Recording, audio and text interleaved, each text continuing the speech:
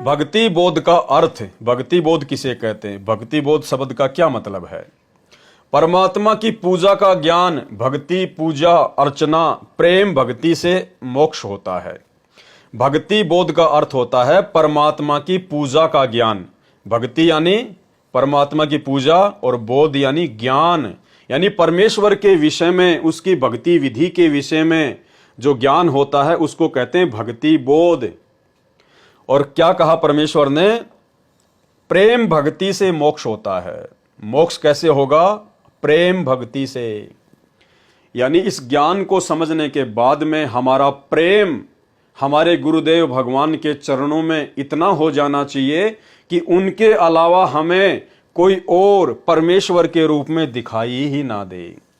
यानी हमारा पूरा प्रेम, हमारा पूरा समर्पण, हमारी लगन, हमारी आस्था केवल हमारे पूज्य गुरुदेव सतगुरु रामपाल जी परमेश्वर जी के चरणों में लग जाए। हमारा सारा का सारा प्यार प्रेम हमारे गुरु जी के प्रति समर्पित हो जाए, उसको कहते हैं प्रेम भक्ति। अब यदि हम अपने गुरुदेव के रहते सहते इस कागज की फोटो को परमात्मा मानकर पूजेंगे तो भाई और बहनों, हमारा जो प्रेम है वो पूरी तरह से गुरुदेव भगवान के प्रति समर्पित नहीं माना जाएगा, क्योंकि हम गुरु जी को तो गुरु बना रखे हैं और भगवान मान रहे हैं इस कागज की फोटो को। तो हमारा थोड़ा बहुत जो प्रेम है वो हमारे गुरु जी के प्रति है और बाकी जो प्रेम है वो इस दाढ़ी मूंछ वाली कागज की फोटो के प्रति है, क्योंकि ये तो आपके लिए भगवान है और ये आपके लिए आपके गुरु हैं। तो आपका ज्यादा प्रेम तो भगवान में है, थोड़ा प्रेम गुरु जी में है, तो मोक्ष नहीं हो पाएगा। इसलिए यदि हमने पूर्ण मोक्ष प्राप्त करना है तो परमेश्वर जी ने अपना विधान बता दिया, प्रेम भक्ति से मोक्ष होगा। और प्रेम भक्ति का मतलब है जिस भक्ति पर हम लगे हैं, जो भक्ति हमें जिसने प्रदान की है। ये भक्ति हमें इस कागज की फोटो ने प्रदान नहीं करी है, ये भक्ति हमें सतगुरु रामपाल जी परमेश्वर जी ने प्रदान की है, भीख में दी है। तो हमारा सारा का सारा जो प्रेम है वो अपने गुरुदेव भगवान के चरणों में ही समर्पित होना चाहिए। और दूसरा इसका मतलब ये है कि हमने आम समाज में भी प्यार और प्रेम के साथ में ही रहना चाहिए। हमने किसी भी व्यक्ति से सतगुरु रामपाल जी परमेश्वर जी की भक्ति लेने के बाद में राग द्वेष ईर्ष्या नहीं करनी चाहिए, सबके साथ में प्यार प्रेम से रहना चाहिए। यदि हम किसी के साथ में द्वेष करेंगे, ईर्ष्या करेंगे, तो हमारे अंदर भक्ति की वो भाव प्रकट होंगे ही नहीं।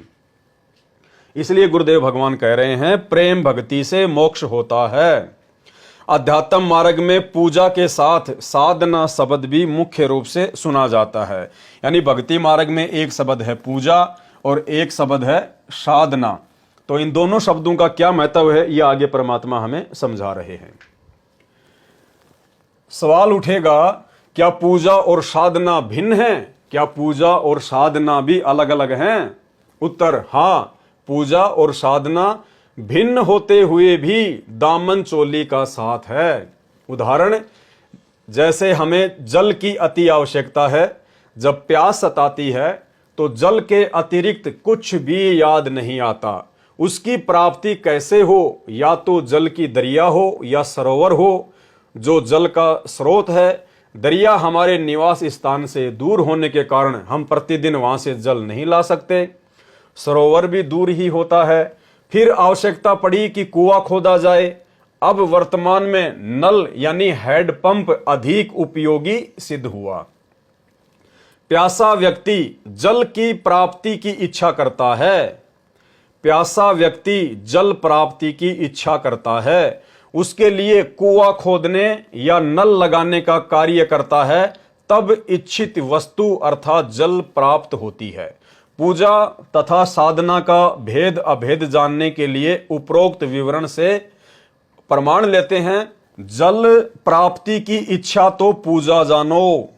जल प्राप्ति की इच्छा को क्या जानो? पूजा। यानी परमात्मा प्राप्ति की जो इच्छा होती है उसको जानो पूजा। तथा कुआं खोदने तथा नल लगाने के लिए की गई क्रिया को साधना जाने।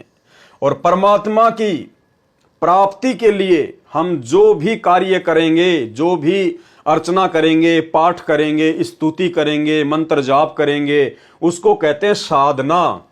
यानी परमात्मा प्राप्ति की जो इच्छा है वो तो है पूजा, और उस पूजा की प्राप्ति के लिए हम जो भी यत्न करेंगे, जो प्रयत्न करेंगे भक्ति मार्ग पर, जो क्रिया, जो विधि हमें गुरुदेव भगवान बताते हैं, उन क्रियाओं को जब हम करते हैं तो उसको कहते हैं साधना।